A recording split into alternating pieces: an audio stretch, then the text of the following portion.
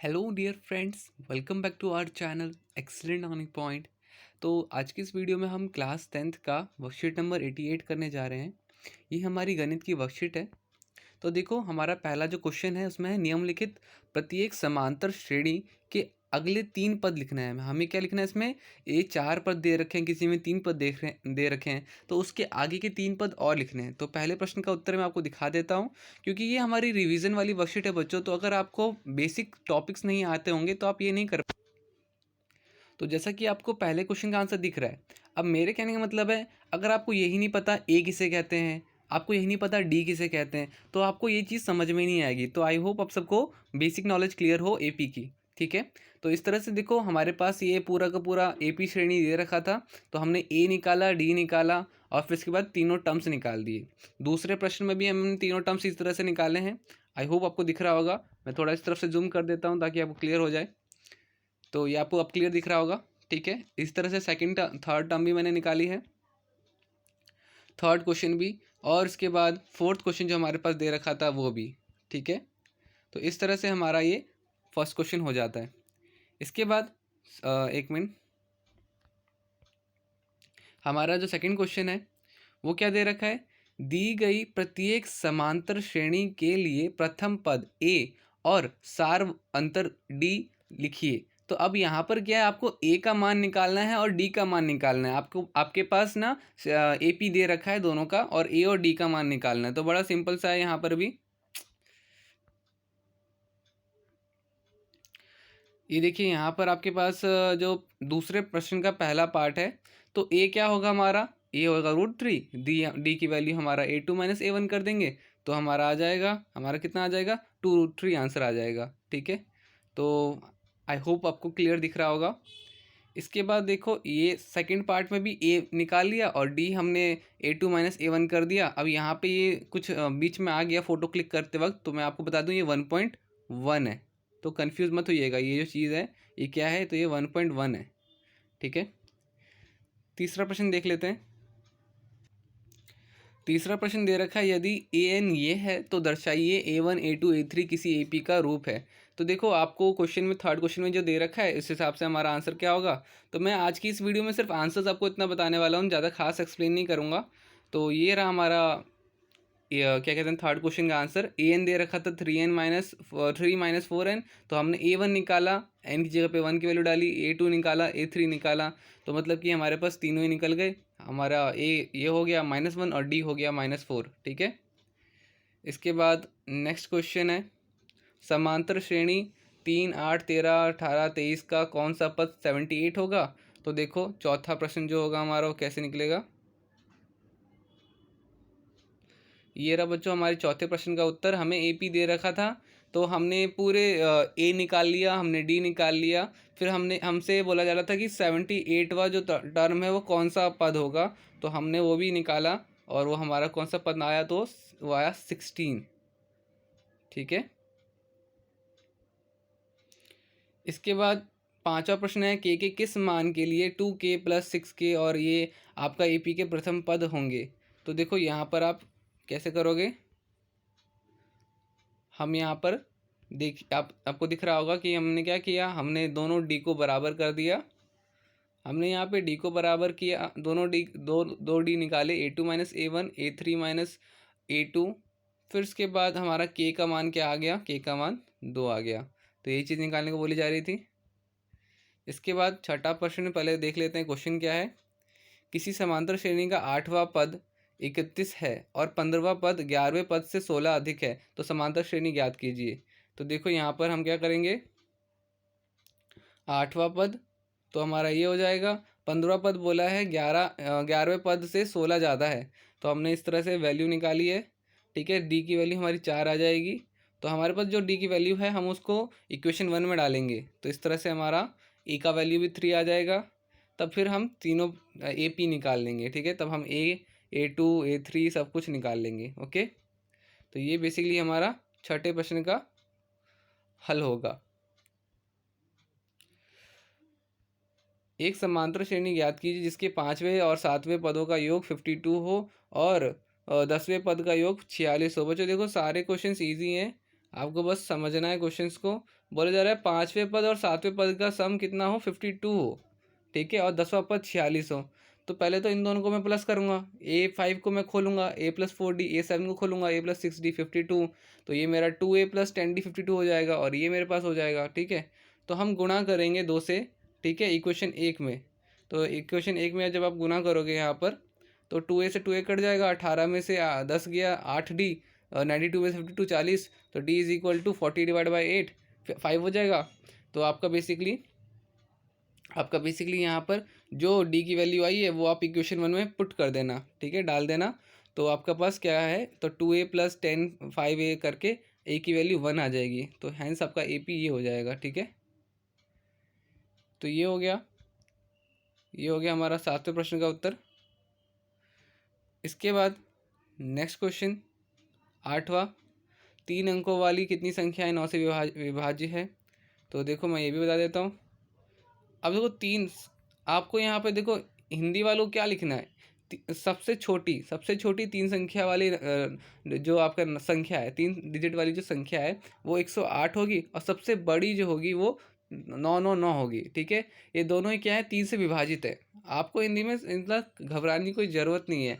अब जैसे कि यहाँ पर बोला है 3 अंकों वाली कितनी संख्या 9 से विभाज्य है, ठीक है, 3 अंकों वाली ना, तो हम यहाँ पे क्या कर देंगे, 3 अंकों वाली सबसे छोटी संख्या, तो 3 अंकों वाली सबसे छोटी संख्या जो 3 से विभाजित हो वो 108 है। फिर 3 अंकों वाली सबसे बड़ी संख्या जो 3 से विभाजित हो वो 999 है, ठीक है। इस तरह से हमारे पास 2 नंबर आ जाएंगे।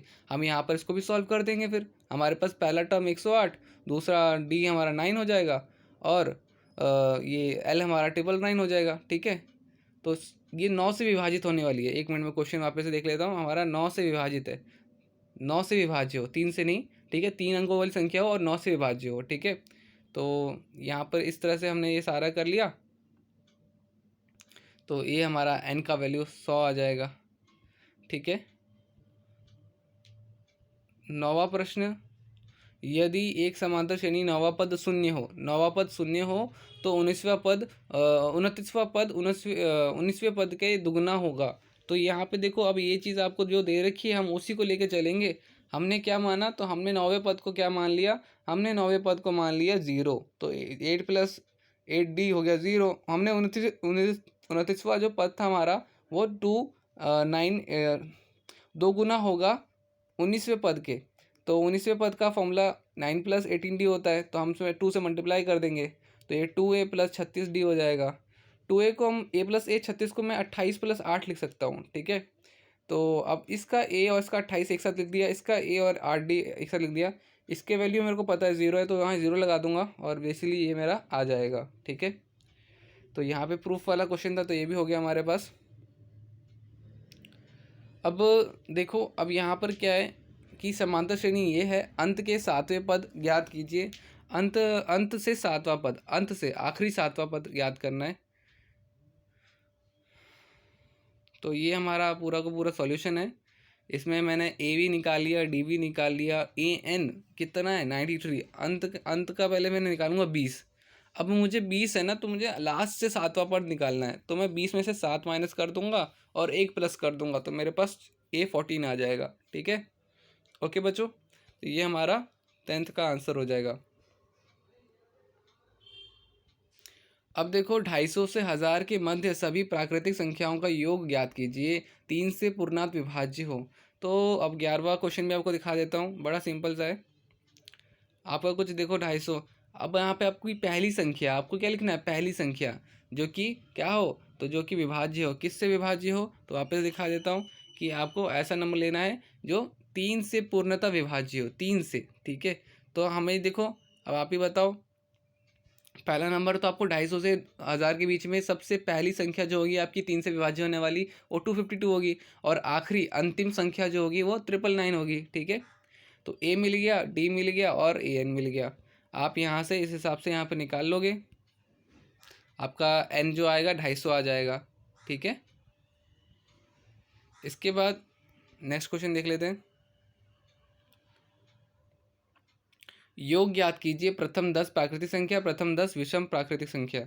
तो देखो यहाँ पर अब मैं क्या करूँगा, नेचुरल नंबर हमारे पास जो होते हैं, ठीक है, तो नेचुरल नंबर के हिसाब से मैंने ये निकाल लिया, ठीक है। नेचुरल नंबर, आई होप आपको पता होगा प्राकृतिक संख्या को नेचुरल नंबर कहते हैं। तो आपको यहाँ पे लिखना है प्राकृतिक संख्या हिंदी वालों को 1 2 3 4, और ए बराबर 1 है, डी बराबर मेरा 1 आएगा। तो सम ऑफ, मतलब कि जो हम सम करेंगे वो पूरा का पूरा मेरा कितना आ जाएगा, 5050, ठीक है। अब ऑड बोला था ना, odd natural number, odd natural number. तो अब देखो ऑड में क्या है, मेरे पास ए की वैल्यू, ए की वैल्यू भी है, डी की वैल्यू भी है, ए एन की वैल्यू भी है। तो अब यहाँ पे मैं सम निकालूंगा, तो सम ऑफ ऑड नंबर्स में यहाँ पे 100/2 और 50 हो जाएगा। ए की वैल्यू जो दे रखी है और डी की वैल्यू जो दे रखी है वो मैं पुट करके 10,000 मेरे पास आंसर आ जाएगा, ठीक है। ये स्टेप्स करने की ज़रूरत नहीं है आपको, मैं आपको क्लियर कर देता हूँ। जब आप ऑड नंबर, विषम संख्या निकालोगे तो आपको ये स्टेप करने की ज़रूरत नहीं है। आप इस चीज़ को हटा सकते हो। अगर आपसे अंतिम पद पूछा जाता तो हम निकालते ये, तो इस चीज़ की ज़रूरत नहीं है। आप बस खाली क्या कहते हैं, ये निकालना आपको, ये, और फिर उसके बाद ये लिखना है बस, ठीक है। तो ये हो गया हमारा। पूरा एक बार दिखा देता हूँ, ये जो आपका 12वां प्रश्न का उत्तर है पूरा दिखा देता हूँ। इसके बाद हमारा जो प्रश्न है 13वां, एक समांतर श्रेणी के चौथे पद 8वें पद का योग 24 है, तो छठे तथा 10वें पद का योग 44 है, तो समांतर श्रेणी के प्रथम 4 पद निकालिए। तो देखो यहाँ पर भी हमारा पूरा मतलब कि क्वेश्चन बेस्ड क्वेश्चन है, मतलब कि वर्ड बेस्ड पूरा वर्ड प्रॉब्लम है। यहाँ पे A4 A8 24 है, तो हमने इससे एक इक्वेशन बना ली। फिर बोला जा रहा है छठवां पद और 10वां पद 44 है, तो हमने इन दोनों को भी खोलने के बाद एक इक्वेशन बना ली। अब सब्ट्रैक्ट कर दो, आप सब्ट्रैक्ट कर दोगे, घटा दोगे दोनों इक्वेशन को, तो आपका आंसर आ जाएगा, डी का वैल्यू 5 आ जाएगा। तो जो डी का वैल्यू आया है वो आप इक्वेशन में पुट कर दो, आपका ए के वैल्यू भी आ जाएगा, ठीक है, -13। अब इसके बाद क्या करोगे, आप 3 पद निकाल दो, ठीक है ना, दूसरा पद, तीसरा पद, चौथा पद निकाल दो, ठीक है।